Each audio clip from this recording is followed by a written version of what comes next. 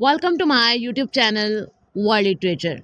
आज जो topic discuss करने वाले हैं वो है wedding by Alice Oswald. Alice Oswald की ये पोएम है जिसको आज हम डिस्कस करने वाले हैं। तो अपना लेक्चर जो है वो हम स्टार्ट करते हैं। फर्स्ट ऑफ ऑल राइटर को डिस्कस करेंगे, पोएम का इंट्रोडक्शन देखेंगे, टाइटल का मीनिंग को डिस्कस करेंगे एंड इसकी लाइन बाय लाइन एक्सप्लेनेशन भी हम डिस्कस करेंगे। एलिस ऑसवर्ल्ड की बर्थ हुई थी 31 अगस्त 1966 में। ब्रिटिश पोइट हैं एंड रीडिंग बर्कशायर से ये बिलोंग करती हैं। पोएम का इंट्रोडक्शन हम डिस्कस करते हैं। आज जो हम पोएम डिस्कस कर रहे हैं ये एक्चुअली में एक मॉडर्न सोनेट की एग्जांपल है। इसमें क्लासिकल स्टाइल को यूज़ किया गया है, शेक्सपियन स्टाइल को यूज़ किया गया है एंड इसको एक सोनेट की शेप जो है वो दी गई है। अब इस पोएम की जो मेटाफर्स हैं, इसकी जो लैंग्वेज है वो ऐसा लगता है कि एक फ्लावर की तरह है जो कि लंबे अरसे तक रहता है। ऐसा फ्लावर पेरिनल की तरह है जो कि बहुत टाइम तक रहता है और जिसमें डिफरेंट मेटाफर्स यूज़ किए गए हैं, डिफरेंट इमेजरी को यूज़ किया गया है एंड इस पोएम को, इस सोनेट को एक लाइफ दी गई है। ये जो पोएम है ये फर्स्ट टाइम एलिस ऑसवर्ल्ड की कलेक्शन थी the thing in the gap stone style, उसमें पब्लिश करवाई गई थी एंड इसको 1996 में जो है वो पब्लिश करवाया गया था। अब जो है वो हम इस पोएम का टाइटल डिस्कस करते हैं। इस पोएम को टाइटल दिया गया है वेडिंग का। वेडिंग का मीनिंग हम सबको पता है, जिसका मीनिंग हैप्पीनेस होता है, मैरिज होता है, जिसमें दो लोग जो है वो एक रिलेशनशिप में आते हैं। ऑफिशियल जो रिलेशनशिप होता है उसको जो है वो हम वेडिंग कहते हैं। सो यहाँ पे वेडिंग को जो है वो ब्रॉडर कॉन्टेक्स्ट में जो है वो डिस्क्राइब किया गया है। मीन्स कि जब भी किसी को लव होता है तो वो उस लव को कंप्लीट करने के लिए, एक दूसरे के साथ हमेशा रहने के लिए एक पाथ को चूज़ करता है और वो पाथ वेडिंग का होता है। वेडिंग के थ्रू जो दो लवर्स हैं, बिलव्ड हैं, जो पार्टनर्स हैं, वो हमेशा के लिए एक साथ रह सकते हैं। तो लव जो है वो हमारी लाइफ को ट्रांसफॉर्म करता है, वेडिंग जो है वो हमारी लाइफ को ट्रांसफॉर्म करती है। हम डिफरेंट लोगों से मिलते हैं, आपस में रिलेशनशिप्स बनते हैं एंड ऐसे ही हमारी लाइफ का जो सर्कल है वो चलता रहता है। तो यहाँ पर पोइट एक्चुअली में ये बताना चाह रहा है कि लव जो है वो ट्रांसफॉर्मेटिव होता है, वो हमारी लाइफ में चेंज लेकर आता है एंड ऐसे ही वेडिंग भी है, वो हमारे लव को कंप्लीट करती है एंड हमारी लाइफ में चेंज लेकर आती है। एंड ये एक साइक्लिक नेचर ऑफ लाइफ है। मीन्स कि ये लाइफ का साइकिल जो है वो चलता रहता है कि लोग एक दूसरे से लव करते हैं, देन जो है वो वेडिंग्स को अरेंज करते हैं ताकि वो अपने लव को कंप्लीट कर सकें एंड अपने लव को जो है वो कोई नेम दे सकें, कोई ऑफिशियल नेम दे सकें। पोएम की लाइन बाय लाइन एक्सप्लेनेशन जो है वो हम स्टार्ट करते हैं। अब इस पोएम में बहुत ज़्यादा मेटाफर्स यूज़ किए गए हैं। इसकी जो लैंग्वेज है वो बहुत यूनिक रखी गई है। पोएम की फर्स्ट लाइन है जिसमें पोइट डिस्क्राइब करती हैं, from time to time our love is like a sail. तो सबसे पहले जो हमारी पोइटस हैं वो कहती हैं कि जो लव है मेरा वो एक सेल की तरह है।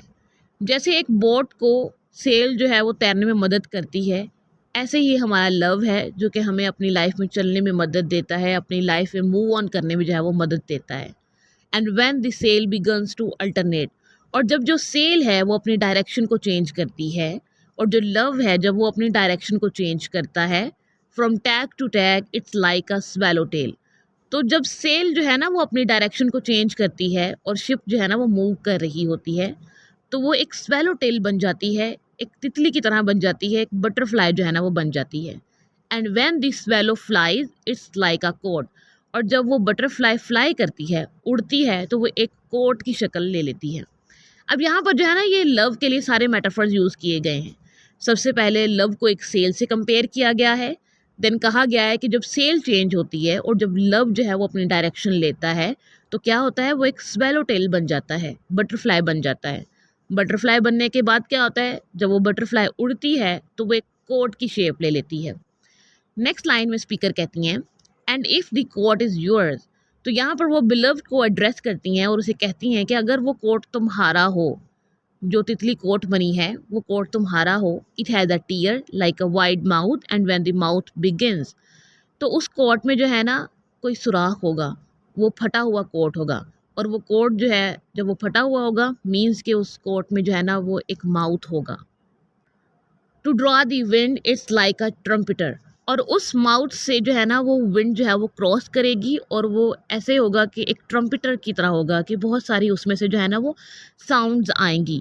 And when the trumpet blows it blows like millions, और जब मेरा बिलव्ड जो है ना वो कुछ बोलता है, कुछ सिंग करता है, तो ऐसा लगता है कि मिलियंस लोग जो है ना वो सुन रहे हैं या फिर मिलियंस लोगों की जो है ना वो आवाज़ लगती है।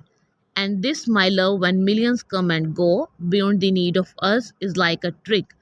उसके बाद स्पीकर कहती हैं कि हमारे आसपास चाहे मिलियंस लोग हों, हमारे आसपास से चाहे मिलियंस लोग गुजरे हों, लेकिन हमारा जो लव है वो हमेशा एक जैसा रहता है। मेरा और मेरे बिलव्ड का जो साथ है वो हमेशा एक जैसा रहता है। हमारा जो एक लव है एक दूसरे के लिए वो हमेशा जो है ना वो पैशनेटेड रहता है। देन जो स्पीकर है वो कहती हैं कि हमारा जो लव है वो एक मैजिक की तरह है, वो एक ट्रिक की तरह है। और उसके बाद ट्रिक को वो अगेन लव से कंपेयर करती हैं और कहती हैं कि जब ये ट्रिक जो है ना वो काम करना शुरू करती है, जब मैजिक जो है वो अपना काम शुरू करता है, तो ऐसा लगता है कि टिप टॉइंग ऑन अ रोप, कि जो ये रस्सी पर जो है ना वो बैलेंसिंग का काम होता है। ये बिल्कुल ऐसे ही है, लव जो है वो हमारी लाइफ को जो है वो बैलेंस करता है। और जब लव हमारी लाइफ को बैलेंस करता है तो हमारी लक जो है ना वो स्टार्ट हो जाती है। और जब लक स्टार्ट होती है तो मीन्स के हमारी जो है वो वेडिंग हो जाती है, हम एक रिलेशनशिप में आ जाते हैं। और रिलेशनशिप में आने के बाद मीन्स के हमारा जो लव है वो हमेशा से हमारे दरमियान था, रहेगा। और इस बात की हमें श्योरिटी मिल जाती है कि मैं अपने बिलव्ड के साथ जो है ना वो हमेशा रहूँगी, या फिर मैं अपने बिलव्ड के साथ हमेशा रहूँगा, विच इज़ लाइक एवरीथिंग। तो लास्ट लाइन में स्पीकर कहती हैं कि ये जो है ना लव, ये हर चीज़ में है। लाइफ का जो एसेंस है वो लव में है, हर चीज़ का जो एसेंस है वो लव में है। और हर चीज़ जो है वो लव पर आकर कंप्लीट हो जाती है। दो पार्टनर्स का जो रिलेशनशिप है वो भी लव पर कंप्लीट हो जाता है। सो स्पीकर कहती हैं कि जब हमारी लक स्टार्ट होती है तो हमारी वेडिंग हो जाती है, और वेडिंग के बाद जो है ना वो हमारा जो लव है वो कंप्लीट हो जाता है, उसको उसकी जो डेस्टिनेशन है वो मिल जाती है। एंड हमें ऐसा लगता है कि हमने पूरी वर्ल्ड को अचीव कर लिया है, हमने जो है ना वो पूरी वर्ल्ड को जो है वो हासिल कर लिया है। एंड इसी के साथ ये जो पोएम है वो एंड हो जाती है। सो इस पोएम में जो है ना वो लव की इम्पोर्टेंस बताई गई है, लव की वैल्यू को डिस्क्राइब किया गया है, एंड बताया गया है कि हर चीज़ का जो एसेंस होता है वो लव होता है। और जब भी हम किसी चीज़ को कंप्लीट होता हुआ देखते हैं तो मीन्स कि हमें उसमें लव नज़र आता है। लव जो है वो हमारी लाइफ को चेंज करता है, ट्रांसफॉर्म करता है। एंड इसी तरह से ये जो लाइफ का जो साइकिल है ये चलता रहता है। सो इस पोएम में जितने भी मेटाफर्स जो है वो यूज़ किए गए हैं, जैसे कि सेल, कोट, बटरफ्लाई का, ये सब जो है ना वो लव के लिए यूज़ किए हैं। स्पीकर ने जो है ना वो एक डिफरेंट अप्रोच यूज़ की है लव को डिस्क्राइब करने की। आज के लेक्चर में बस इतना ही। आई होप कि यहाँ तक की जो पॉइंट है वो आपको समझ आई होगी।